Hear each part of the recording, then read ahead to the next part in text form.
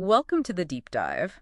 Today, we are jumping straight into some really fascinating research on the Western Australian magpie. Specifically on its fledglings. We've got sources here that really challenge a classic idea about how intelligence evolves. Exactly. And our mission for us and for you is to figure out what's truly shaping the mind of a young magpie. Is it really just the size of the group they're in? Or is there something, a lot more dynamic happening in their day-to-day social lives? So this is where the methodology gets really cool because they didn't just count birds. No, not at all. They used what's called social network analysis, or SNA. They tracked every single interaction. Who's fighting, who's talking to whom. And then they tested the fledglings on a cognitive task. Right, an associative learning task. It's a great measure of general intelligence, basically how fast they can learn new rules. Okay, so let's get into the baseline findings first, because at first glance, it almost looks like they proved the old idea right, the social intelligence hypothesis. They did, to a point. They found a link, yeah. Individuals in larger groups, they did solve the learning task in fewer trials. But there's always a but. A big one. That effect was only really clear very late in development, at 300 days post-fledging.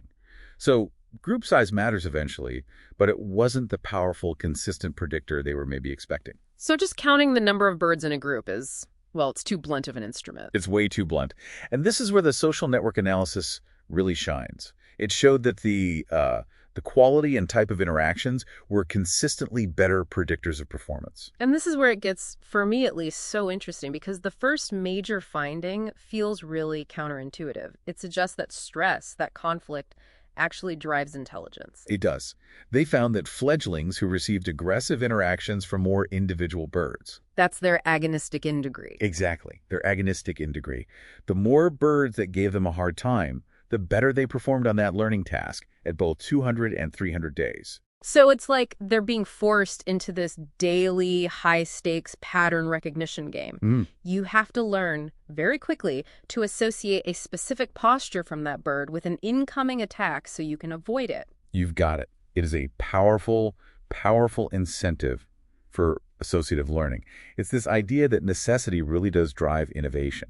A tough social life gives you an intense cognitive workout. Okay, so conflict makes you sharp. What about the other side of it? Does managing, just social information matter? Or is it all about surviving stress? Oh, it absolutely matters. That was the second key driver they found, and it was all about communication. Vocalisations. Yes. The fledglings, who responded to calls from a greater number of other birds, their vocal in degree, also performed better, particularly at that 300-day mark. That tracks. I mean, it's not just hearing noise, right? It's processing a high volume of information. Right. You have to figure out, who is this calling? Is it for me? Do I need to respond?